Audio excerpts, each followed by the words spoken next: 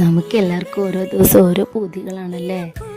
ഇന്ന് വൈകുന്നേരം നല്ല മഴയും കാറ്റും ഒക്കെ കൂടി കണ്ടപ്പോൾ എനിക്ക് തോന്നിയൊരു പൂതിയായിരുന്നു നല്ല ചൂടിൽ ഓരോ ഇലയട ഉണ്ടാക്കി കഴിക്കുക എന്നുള്ളത്.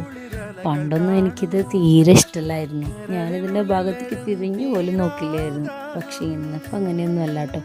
എനിക്ക് ഇടയ്ക്കിടയ്ക്ക് ഉണ്ടാക്കി കഴിക്കാൻ ഇഷ്ടമുള്ളൊരു സാധനമാണ് ഈ ഇലയട.